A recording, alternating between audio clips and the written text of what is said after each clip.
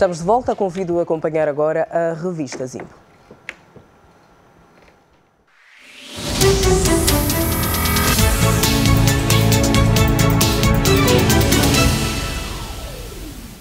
A Polícia Nacional frustrou na madrugada deste sábado, na Lunda Norte, um ato de rebelião armada protagonizado por um grupo composto por aproximadamente 300 elementos afetos ao autodenominado Movimento Protetorado Lunda Chokwe. A ação resultou na morte de 6 insurgentes e no ferimento de 2 oficiais das forças da ordem.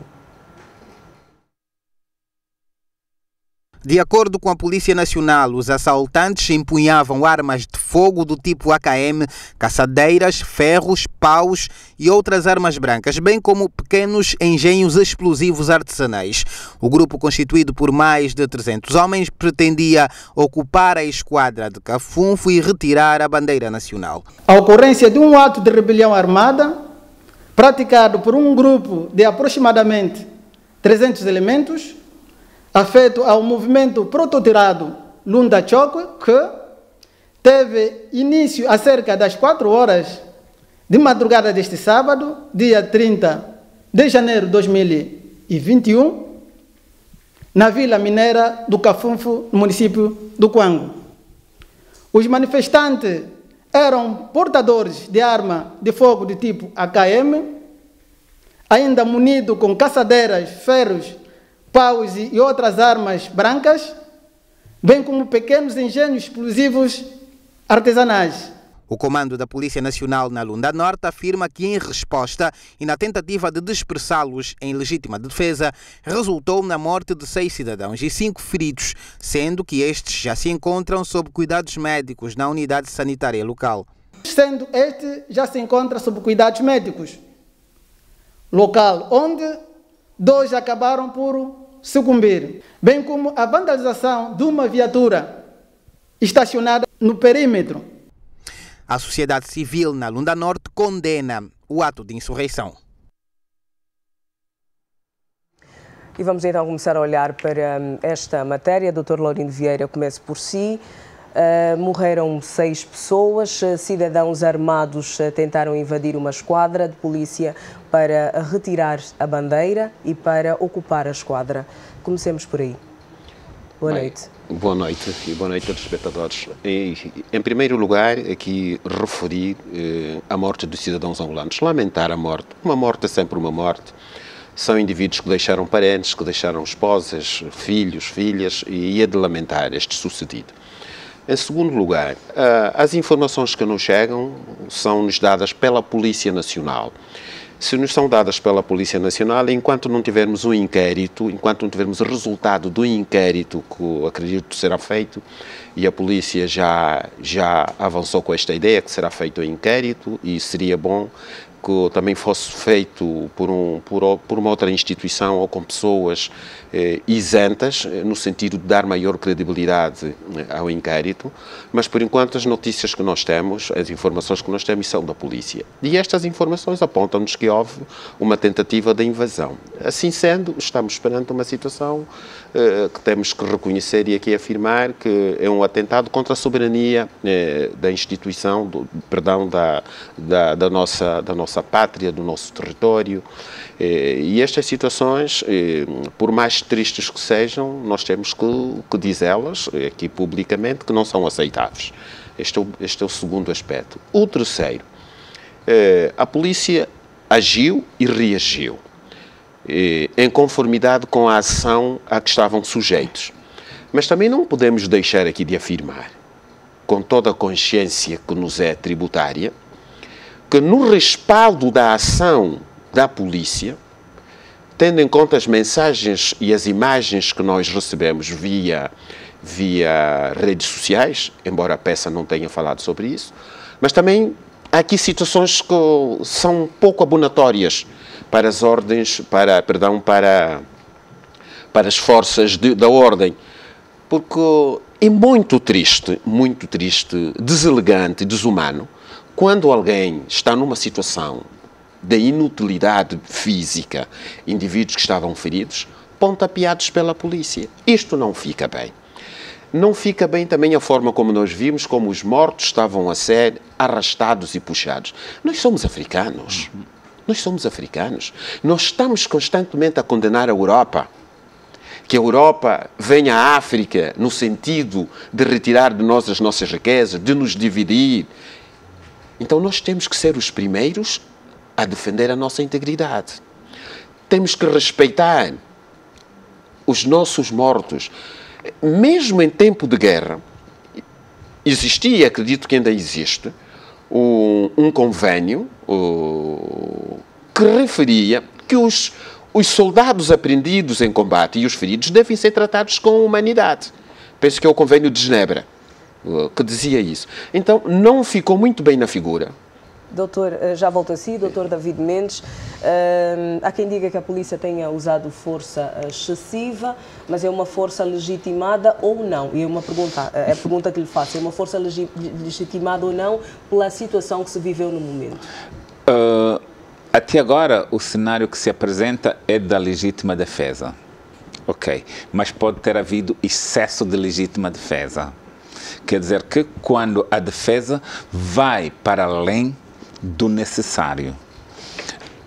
Não temos elementos suficientes para aferir que houve legítima defesa ou excesso de legítima defesa. Eu corroboro com o doutor quando diz que é necessário que haja um inquérito independente. E aí é chamado o Ministério da Justiça e dos Direitos Humanos para assumir o inquérito, se possível, incluir nessa comissão de inquérito personalidades da sociedade civil. É preciso que haja um inquérito, primeiro, para determinar o que aconteceu e por que aconteceu. A polícia fala numa tentativa de retirarem a bandeira. Para retirar a bandeira, tinham que estar junto à esquadra da polícia. O facto ocorreu junto à esquadra da polícia? Onde é que a polícia tirou a ideia de que deveriam ou pretendiam retirar a bandeira? São questões que se pode colocar. Pretendiam ocupar a esquadra. Quais são os elementos que têm para dizer que pretendiam ocupar a esquadra? Eles estavam próximo da esquadra? É um conjunto de perguntas que devem ser feitas. E uma outra pergunta que não se pode calar. Essa manifestação, ou este movimento, havia, faz tempo, anunciado uma manifestação naquele dia. Mas a manifestação faz às 4 da manhã, doutor? Deixa-me terminar o meu raciocínio. Sim. Se haviam determinado que haveria naquele dia, ou nos dias próximos, uma manifestação, onde é que estavam os serviços de inteligência para não saber o que é que haveria de ocorrer naquele dia? Não podemos só estar a querer incriminar os cidadãos, mas os serviços. Nós temos serviços de inteligência para quê? Como é que os serviços de inteligência não chegaram a tempo de saber que nesse dia de manifestação vai haver tomada da esquadra, que vai haver pessoas armadas e que pessoas estariam armadas para não antecipar? Eu acho que há aqui um conjunto de perguntas que devem ser feitas que carecem de resposta. Não somos apologistas de que os cidadãos devem afrontar os órgãos de soberania. Trocar a bandeira da República por uma outra é ilegal, é um ato de tentativa de cessação do Estado. Angola é um Estado unitário, excepto o partido PRS, que defende o federalismo.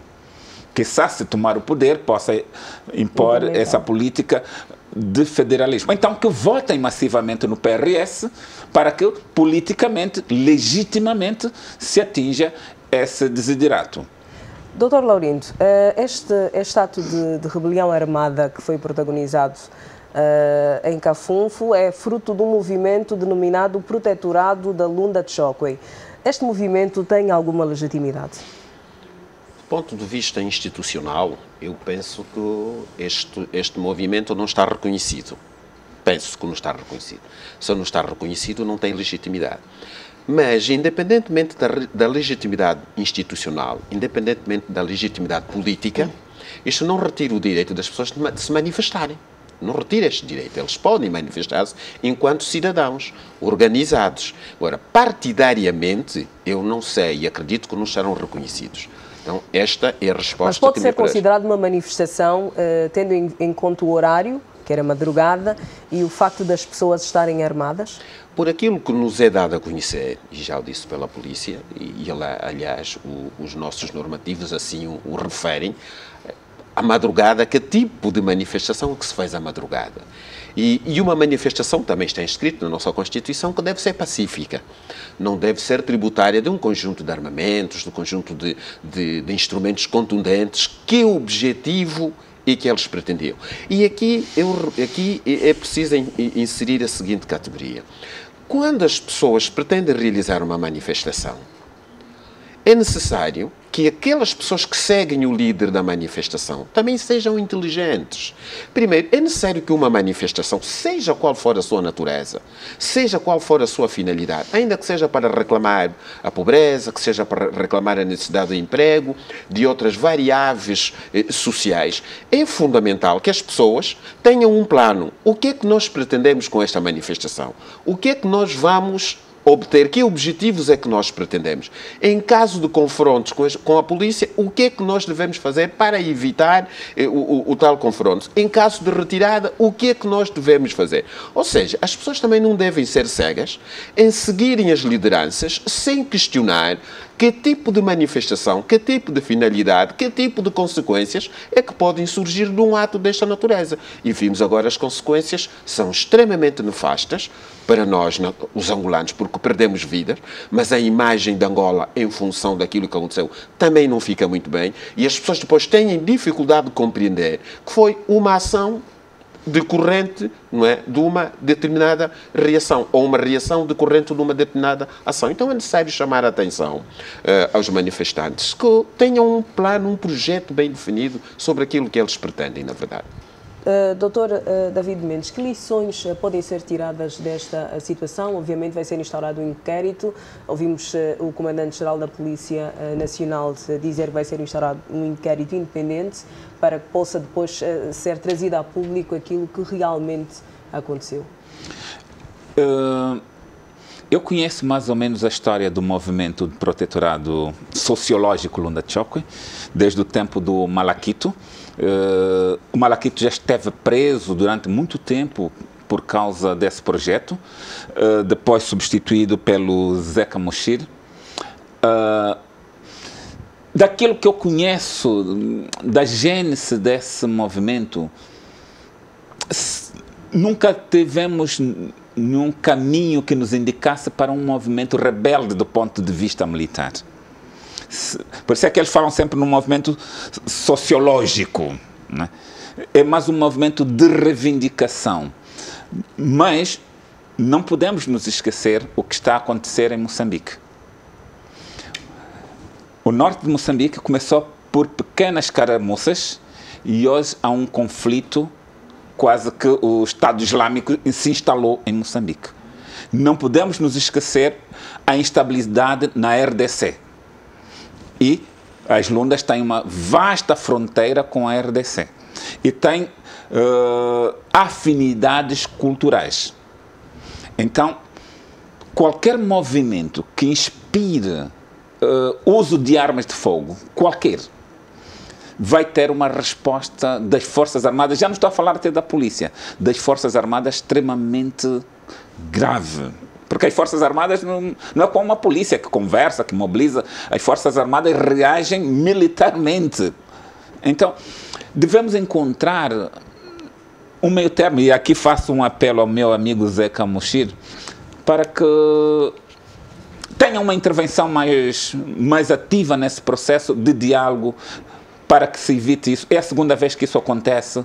Vamos pedir que não volte a acontecer com derramamento de sangue, a morte de pessoas. Esse é o meu apelo ao meu grande amigo, e acredito que ele deve estar a ouvir-me, né? Para levar as pessoas ao diálogo. Vamos ao diálogo. Angola já não precisa de derramamento de sangue. São famílias que perdem entes queridos. Ninguém gostaria de ver isso. Algumas pessoas estão satisfeitas porque Angola vai ser, a comunidade internacional vai reagir. Não, morreram pessoas. Pouco importa o que é que a comunidade internacional vai dizer. São as famílias. Temos que nos preocupar com as famílias. E é aí que vai o meu apelo. Sempre que possível, vamos conversar. Não vamos por caminhos como esse de madrugada.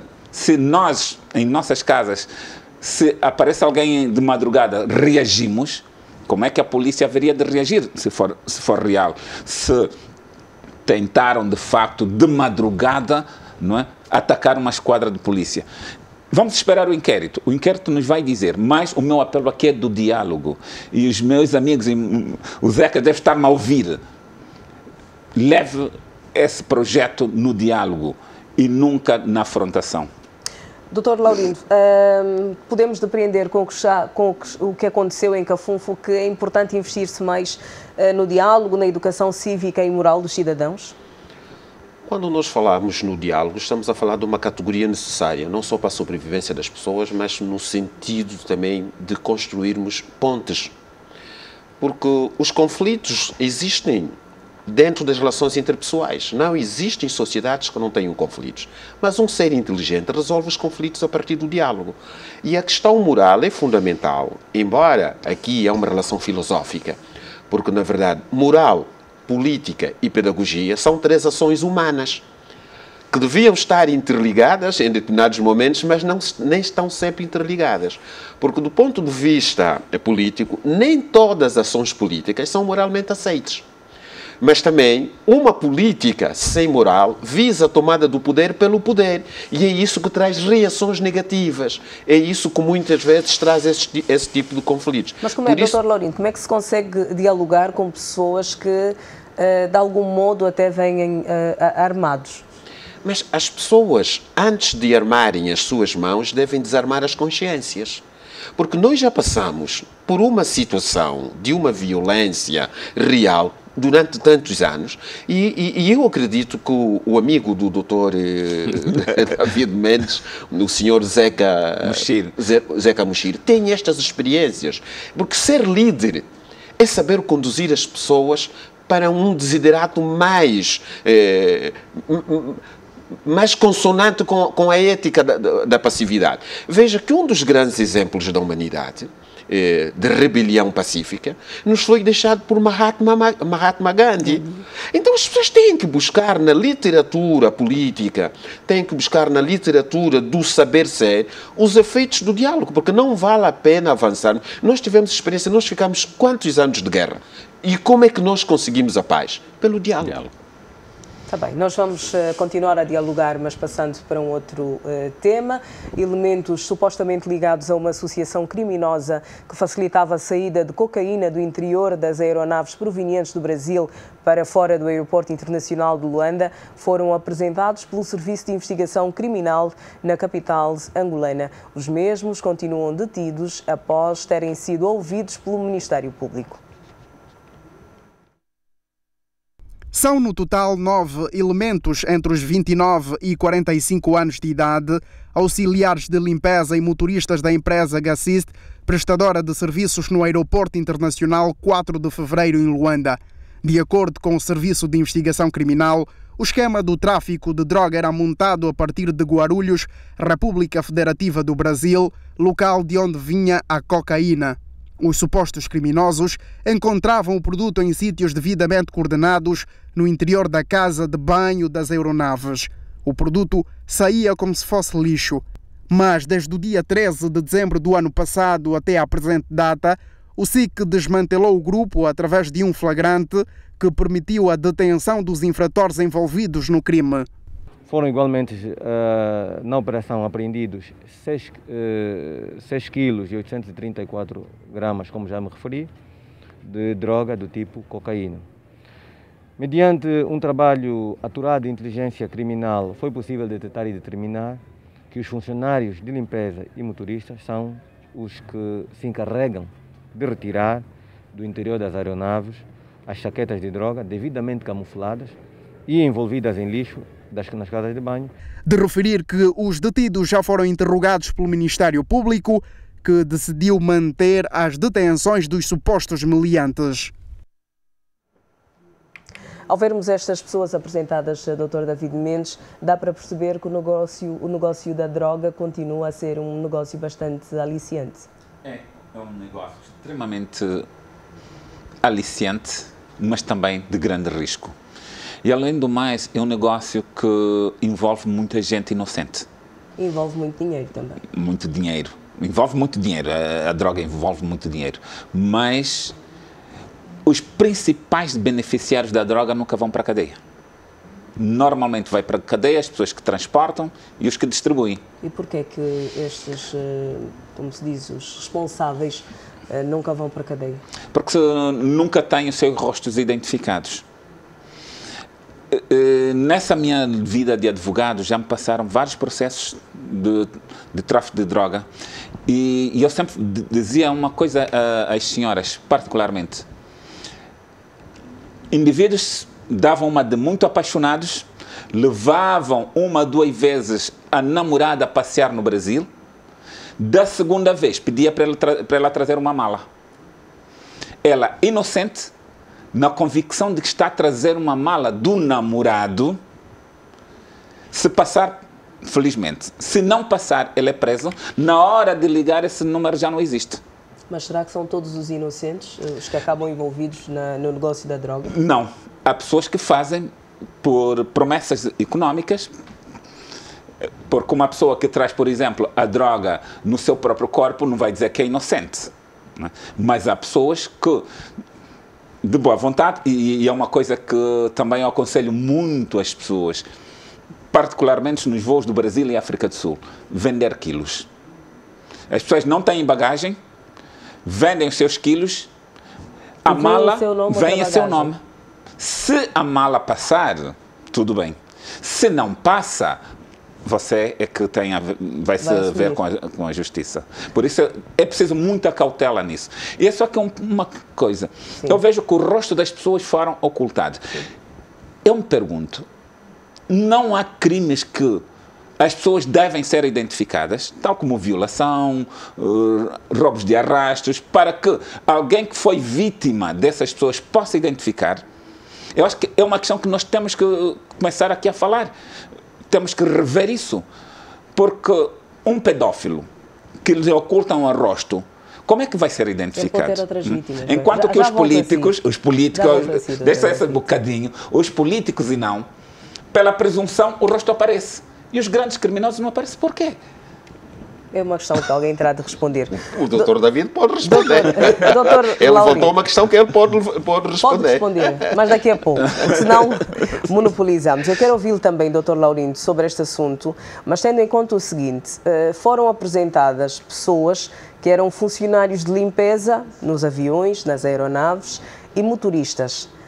Acredita-se que existam, obviamente, pessoas acima deles, mas o que eu quero perceber é o seguinte: nós vimos pelas imagens que muitas das drogas eram escondidas no autocolismo do banheiro, ou seja, os autocolismos não funcionavam. Como é que a tripulação, que até está a trabalhar para garantir que os passageiros tenham conforto, percebe que um autocolismo não funciona do banheiro e não se faz absolutamente nada? Ora, primeiro é necessário dizer que os traficantes de drogas são das pessoas mais inteligentes no mundo do crime. Conseguem todo tipo de estratagemas, porque são estratagemas. Eu acho que eles devem ter lido os 37 estratagemas da cultura chinesa, com todo respeito. Porque eles encontram todo tipo de estratagemas para conseguirem transportar a droga. E cada dia eles são muito mais inteligentes. E veja que o problema não está na tripulação, o problema está na equipe de manutenção. Se as equipes de manutenção também estiverem acopladas ao grupo, à gangue, que retira a droga, então esta rede dificilmente será apanhada porque eles também estão envolvidos. Então, uma estratégia propositada para que eles consigam manter a droga nos locais menos acessíveis e em termos de aparência, dificilmente as pessoas conseguem ou pensam que nestes locais haverá droga. Então, é uma estratégia. Agora, aqui também temos que referir, e já foi dito, que a droga é das principais patologias patologias das nossas sociedades, a nível mundial.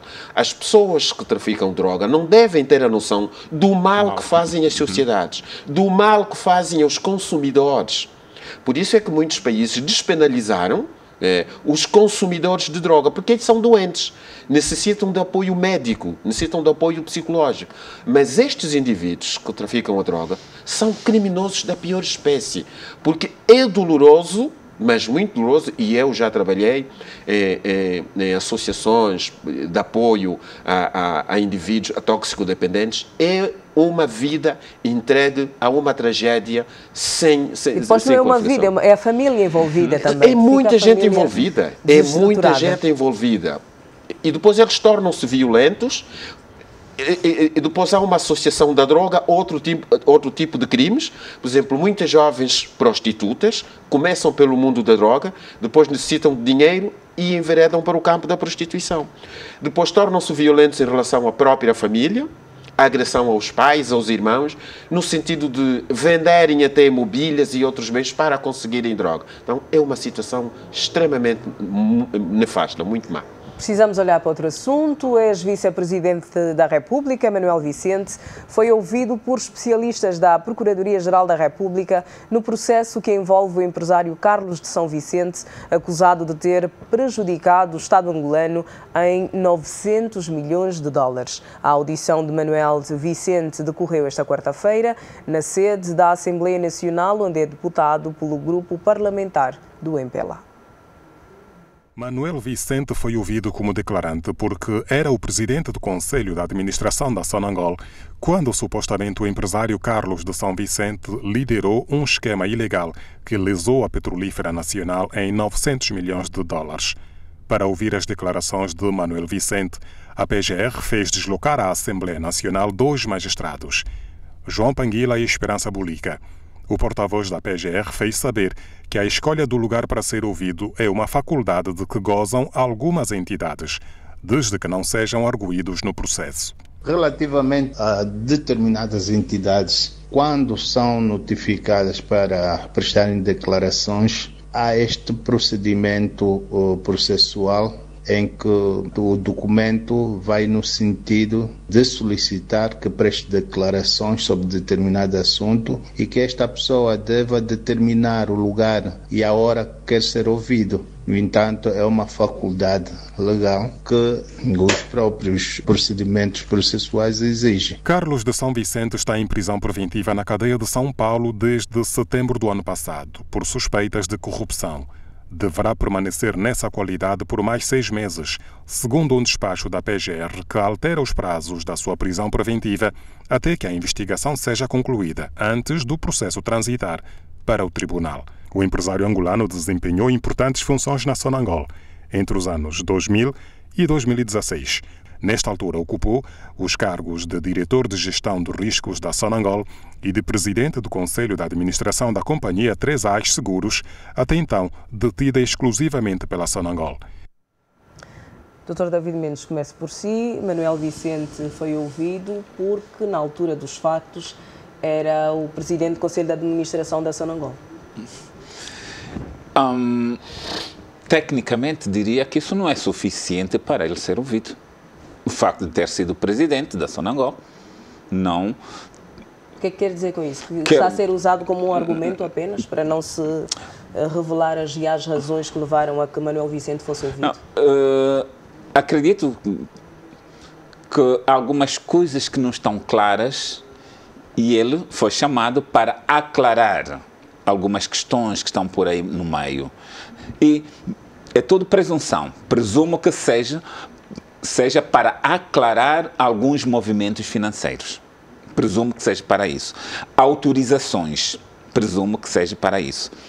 Para outra coisa não teria valor.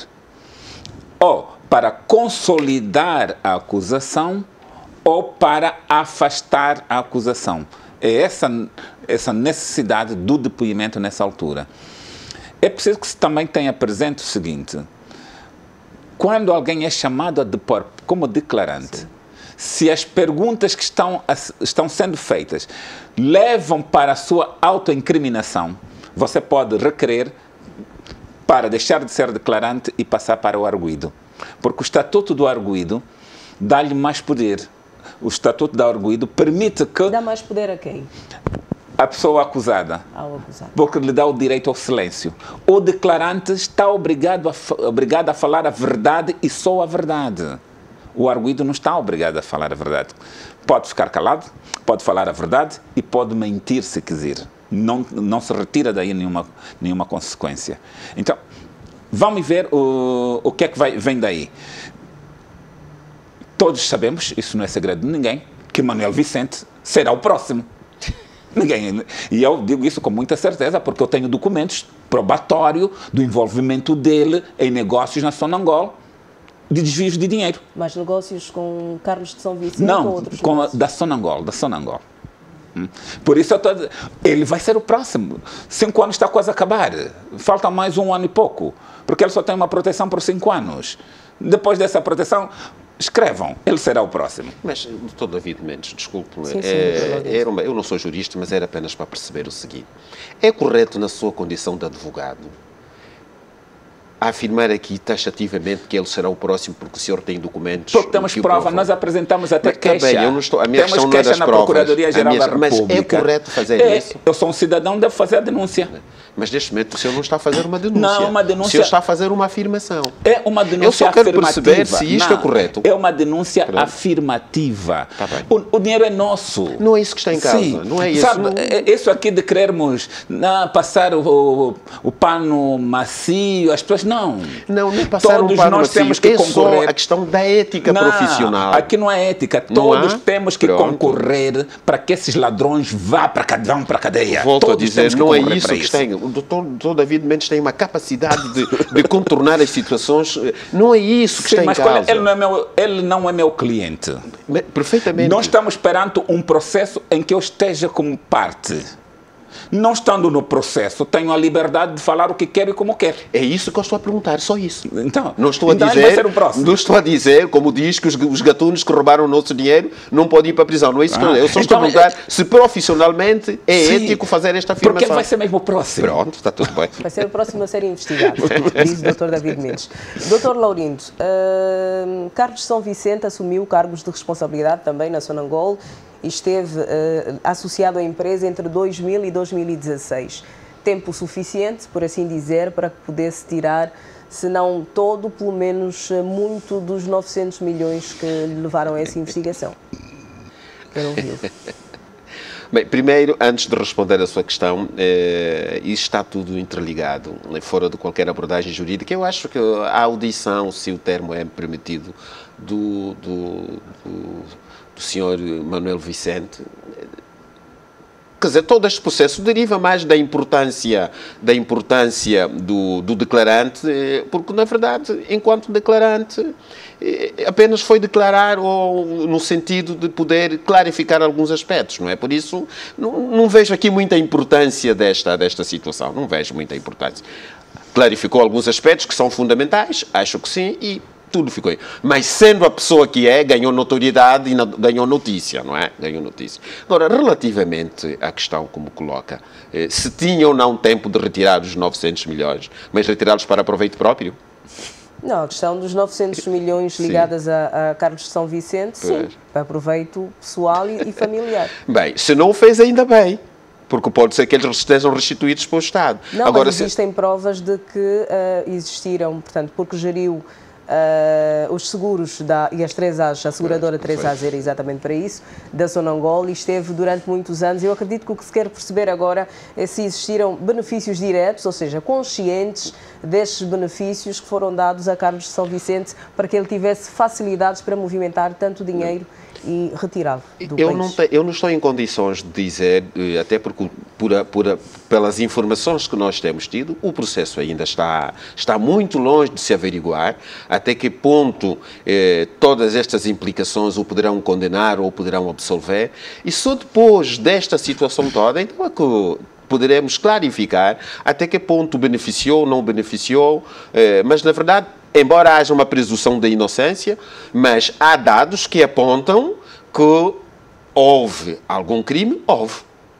Por isso é que ele continua em prisão preventiva, não é? O Dr. David Mendes tem melhores condições para abordar, clarificar estas situações, mas alguma coisa aconteceu, alguma coisa no fundo terá-se passado.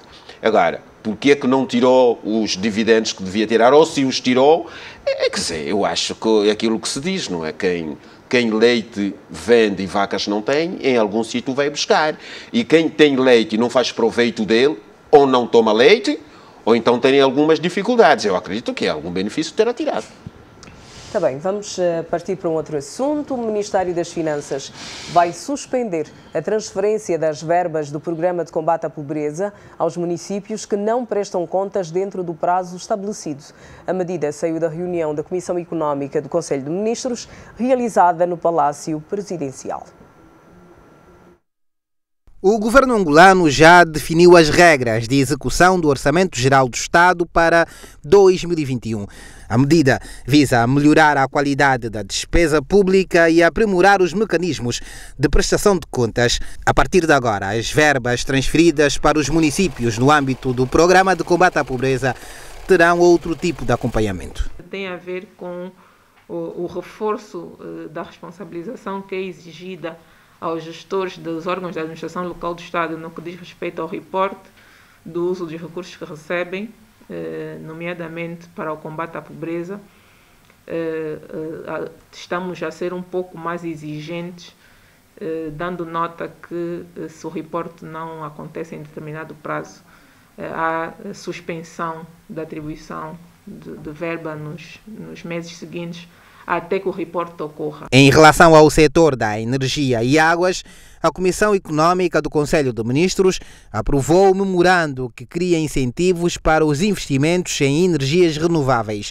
O diploma pretende atrair as empresas privadas a este novo desafio. Este quadro de incentivos visa, digamos, servir de catalisador para que possamos paulatinamente inverter o quadro de geração de energia com fontes termoelétricas que são extremamente caras, com um custo extremamente elevado de geração de energia. E, portanto, este é o principal motivo que trouxe este quadro de incentivos. A Estratégia Nacional para as Energias Renováveis estabelece que até 2025, pelo menos 7,5% da eletricidade gerada no país seja proveniente de energias renováveis. O programa prevê ainda a instalação de 800 megawatts de potência. Dr. Laurindo Vieira, comece por si. Suspender o dinheiro, as administrações que não conseguem justificar a forma como este dinheiro é usado, é a decisão mais correta? Ora, primeiro é necessário aqui abordar o seguinte. Eu gostaria de ouvir na peça as razões que levam os administradores a não prestarem contas. Nós já falámos sobre isso. Já falámos sobre isso, menos, sim, perfeitamente. Mas isto implica dizer... A notícia naquela semana foi notícia naquela semana. Eles estavam com dificuldades para justificar a forma como haviam gasto o dinheiro. E em 2 semanas há esta medida do Ministério das Finanças. Aqui podemos inferir 2 situações. Sim. Pode não ser incompetência, como na altura dizia o Dr. David Mendes, pode não ser falta de formação, como eu defendia, pode ser uma questão de cultura de não prestação de contas enraizada nas pessoas. Se for isso, é grave. Se for isso, é grave. Agora, a questão se a medida é justa ou não. Eu penso que os administradores, embora seja uma medida disciplinar e pedagógica, os administradores não necessitam de esperar que lhes seja retirada a verba. Eles são obrigados a prestar contas. Porque veja o seguinte, se lhe retira a verba por não ter prestado contas, não é o administrador que sofre, é a população que sofre. E não se pensou nisso quando se decidiu tomar essa decisão? Também temos que dizer que a ministra, com todo respeito, a ministra das Finanças é tecnocrata. É tecnocrata, não tem um traquejo político ou partidário. E com todo respeito, e com todo o mérito que ela tem, é uma boa tecnocrata. Mas às vezes, nestas situações, é necessário que haja uma adição entre esta perspectiva da ministra com uma medida política. E como é que se faz esta medida política? Os administradores municipais têm que trabalhar em parceria com as delegações municipais ou provinciais de finanças, onde eles devem apresentar as contas e aditivamente trabalhar com os governos, com os seus chefes imediatos, que são os governadores. Então os governadores podem entrar com uma medida política, que é a exoneração, por não ter prestado contas, porque senão quem sofre é a população. Doutor David Mendes, a ministra Vera Dave diz que há necessidade de ser-se mais exigente. Quero ouvi-lo também em relação a este assunto. Eu acho que dá-se muita volta para falar de coisas concretas. Não presta conta, vai para a rua. O dinheiro não é dele.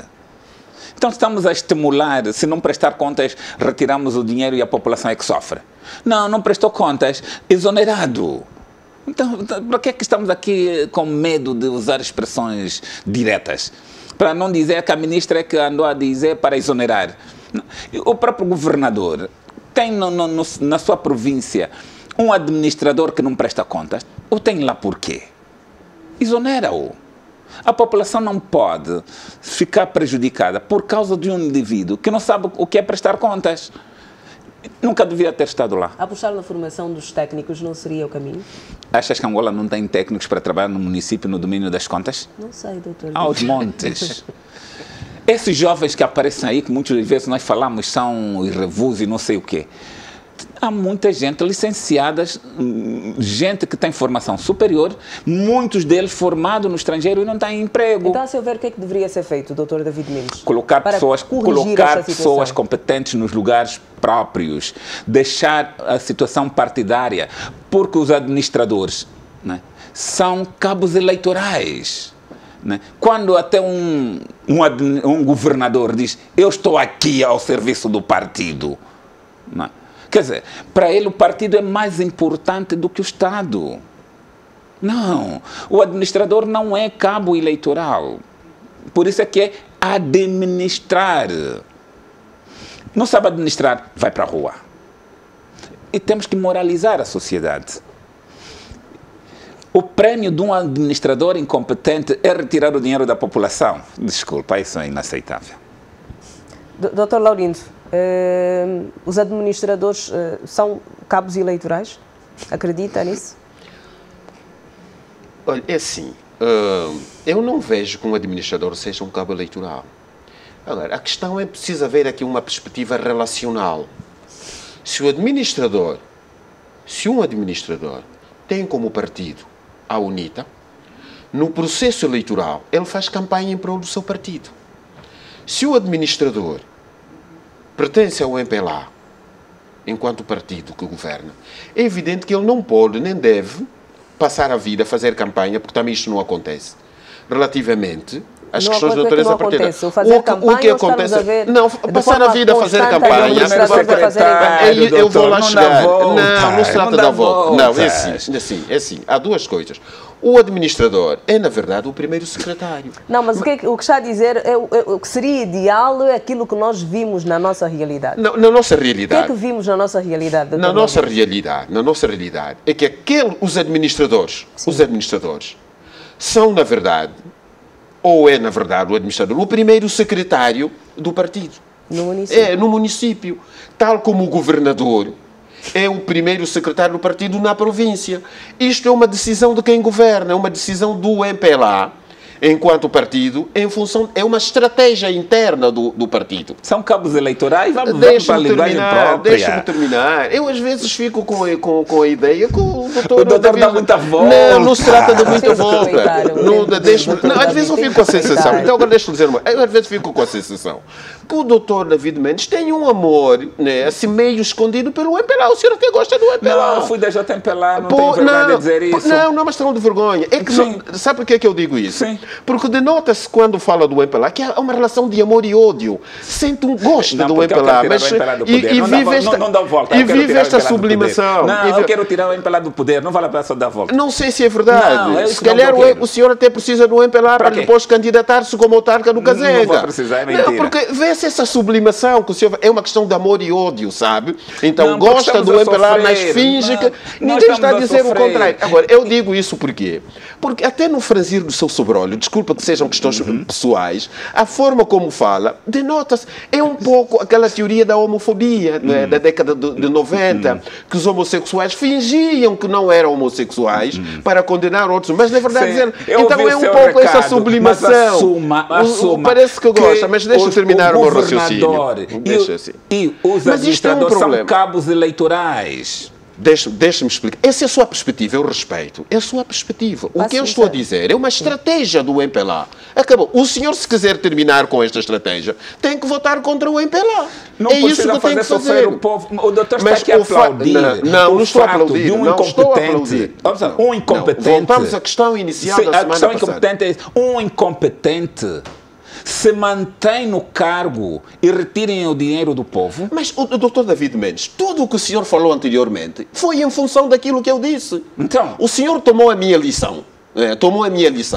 Para dizer, tal como eu afirmei, que não concordo que os administradores, ou que seja retirada a verba ao administrador, porque isto vai prejudicar a população. Sim, e onde é que está a dificuldade de dizer que são cabos eleitorais? Não, onde é que está a prova que o senhor tem que são cabos eleitorais? São os primeiros secretários do partido. Mas só por causa disso são cabos eleitorais. Então, quer dizer, toda a vida eles não governam. Não. Só fazem política partidária. Estão mais tempo no partido. É que muitas vezes a questão partidária e a questão governamental, por serem os mesmos, mas eu não estou, é assim, é a lógica do momento. Agora, quando o MPLA achar que o governador, enquanto secretário, ou primeiro secretário, tem que separar esta função, há de fazer. Sim, por isso precisamos das autarquias. Concordo plenamente, mas volto a dizer... isso vai a passar. Não, é possível que passe, até porque o senhor vai se candidatar à autarca do Kazenga, mas quero ver se isto vai resolver toda a situação. Pelo menos não vai ficar como está. Porque acha que... Eu garanto, não vai. Mas por que garante? O que eu posso garantir aos senhores agora é que vamos continuar a falar sobre o doutor David Mendes tem uma capacidade de distorcer as coisas. Vamos continuar a falar sobre o MPLA. Isto não é muito bem assim. Deixem-me seguir. Acaba por empurrar as Atenção, pessoas doutor para o Laurindo, abismo. por favor. Já disse, vamos continuar a falar sobre o MPLA. Atenção. O MPLA vai intensificar este ano as ações de combate à corrupção, à impunidade e à bajulação e preparar a sua máquina para vencer os desafios eleitorais que se avizinham. De acordo com a vice-presidente do partido, que apresentou este sábado no Andulo, os 8 eixos estratégicos da agenda política para 2021 do partido MPLA, que vai intensificar a promoção do emprego com os jovens no centro das atenções. As principais avenidas dos municípios do Cuito, Cunhinga e Andulo fizeram-se pequenas perante a massa militante do MPLA, que saiu às ruas para dar boas-vindas à vice-presidente do partido. Todos os caminhos deram para o município do Andulo, que neste sábado foi a capital política do partido que governa. Sob fortes medidas de biossegurança por conta da pandemia da Covid-19, Luísa Damião apresentou a agenda política do partido para este ano de 2021. Consolidar a paz, a unidade e a harmonização nacional, o aumento de emprego para a juventude, bem como intensificar as ações de combate à corrupção, à impunidade, bajulação e ao nepotismo, com vista à moralização da sociedade, destacam-se entre os 8 eixos estratégicos. E o primeiro é continuarmos a consolidar a paz, a unidade e a harmonização nacional. Temos que intensificar também as ações de combate à corrupção, à impunidade e ao nepotismo, com vista à moralização da nossa sociedade. E os militantes do MPLA devem estar na primeira linha deste combate. Os militantes do MPLA, que são gestores, devem se pautar por uma gestão transparente, pelo respeito da coisa pública.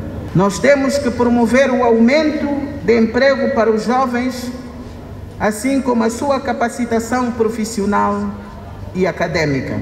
O MPLA convida igualmente a sociedade civil, as igrejas, os jornalistas, líderes de opinião e restantes forças políticas para um trabalho conjunto na mobilização da sociedade a fim de combater os males que colocam em causa o presente e o futuro das novas gerações.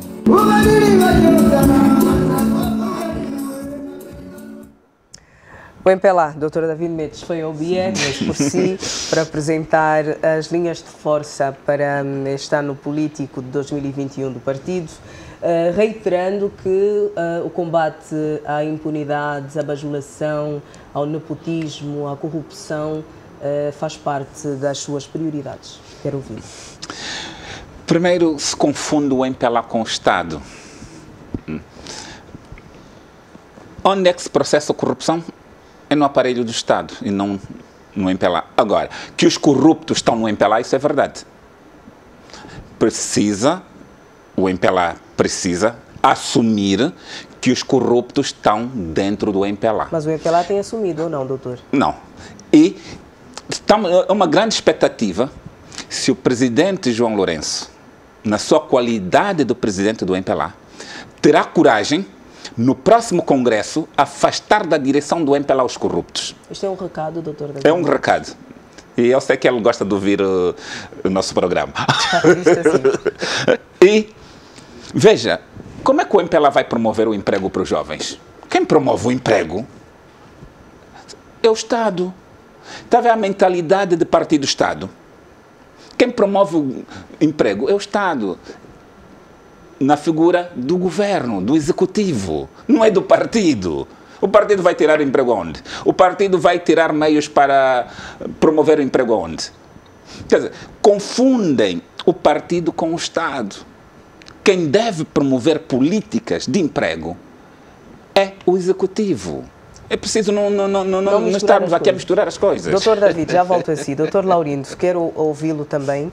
É natural que exista esta confusão, como está aqui a dizer o doutor David Mendes, em relação ao partido e ao Estado, sendo o MPLA que governa o partido e sabendo que as ações do partido influenciam diretamente naquilo que é o trabalho desenvolvido pelo Executivo?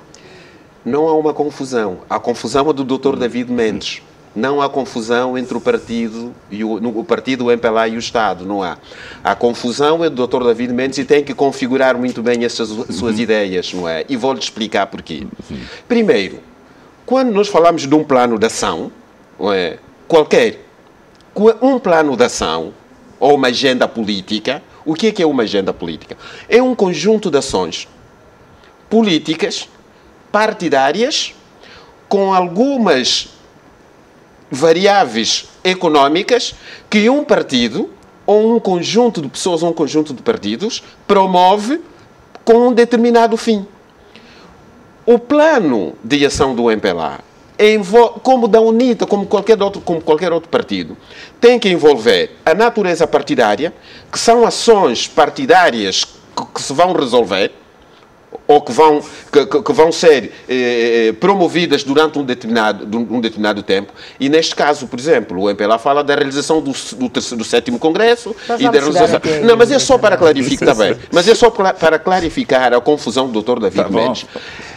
Pela sua natureza, enquanto partido que governa, não pode nem deve fazer uma agenda política que não tenha elementos de governação, porque é o partido que sustenta o governo. Tem que se preocupar com a empregabilidade, tem que se preocupar com a formação, deve se preocupar com a reforma do Estado, deve se preocupar com a melhoria das relações, com a melhoria das condições de vida da população. Porque é a partir do partido, não é? De qualquer partido do governo, é assim com o PSD em Portugal, é assim com o PS, é assim com o Partido Democrata, é assim com o Partido Republicano. Por isso não há nenhuma confusão. A confusão é simplesmente do doutor David Mendes. O que é um programa eleitoral?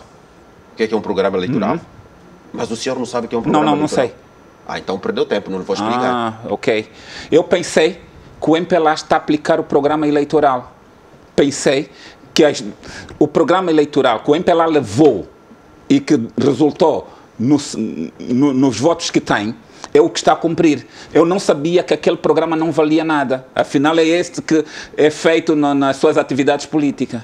Mas assim, qualquer partido, doutor David Mendes, qualquer partido, por isso é que eu digo, e sem querer repetir, o senhor tem um amor pelo MPLA, sim, isso está mais que clarificado.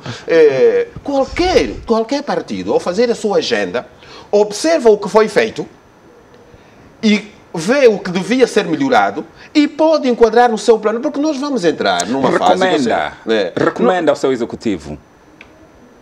Mas é o partido que sustenta o executivo. Não, o partido recomenda, o partido não faz. Não, mas o executivo não faz campanha. Qualquer executivo, qualquer governo não faz campanha. É o partido que sustenta o governo que faz campanha. O partido e o que leva a ganhar, e o que deve a ganhar as eleições é a agenda eleitoral de um partido que é sufragada pelo eleitorado. E no decorrer da implementação, o partido faz recomendações ao governo para cumprir aquilo que consta do seu programa. Sim, mas então qual é o seu problema da agenda política do MPLA? Mas é uma agenda que ainda não terminou. Atenção, senhores. Não é agenda política, é o programa econômico apresentado ao eleitorado para até 2022. Sim, mas ainda não está cumprido? A agenda política é interna. Mas perfeitamente. Então, qual o problema? Se o senhor não vai para lá, por que ele está preocupado com a agenda interna? Está-nos a mentir, porque está a mentir às pessoas, dizendo que vai promover emprego. Doutor David Mendes, não é por aí. O senhor é muito lúcido para entrar por aí. O Congresso da OMA, que vai acontecer este ano, e em dezembro, o Congresso do Partido MPLA também. A OMA vai organizar o 8º Congresso Ordinário e em dezembro o 7º Congresso... Não, ou seja, o 7º Congresso da OMA vai ser agora em março e em dezembro o 8º Congresso Ordinário do Partido. Dr. David, quero ouvi-lo sobre isso. Falava que esperava que... Da OMA não tem nenhum interesse, porque não tem nenhum reflexo na nossa vida. Agora, o Congresso do MPLA tem interesse, sim, senhora. Qual é o seu maior interesse? Meu maior interesse é a retirada dos corruptos da direção do MPLA. Isso, assim, eu tenho. Eu gostaria de ver a coragem do presidente João Lourenço correr com os corruptos que estão no MPLA. Mas quem são os corruptos? Aqueles que o doutor David conhece e sabe quem são? Imagina, ouve alguma coisa? Quem governou esse país desde 1975? Quem tem o dinheiro lá fora? Não sou eu, não é a doutora, a ilustre, não é... Eu também não tenho. Ainda bem. São os que governaram, são os que geriram os dinheiros do país, como vimos há pouco, o São Vicente, como eu disse, o Manuel Vicente, o Copelipa e outros. Esses indivíduos... Sejam todos corruptos? Eu falo com propriedade porque nós temos documentos. E tivemos a coragem de denunciar a Procurador-Geral da República que se recusou abrir inquérito em documento. Não disse que isso não é verdade. Arranjou um artifício dizendo que se investigarmos estas pessoas, também estaríamos a investigar José Eduardo dos Santos. Está em documento. E um dia, quando vier as minhas memórias, esses documentos vão entrar.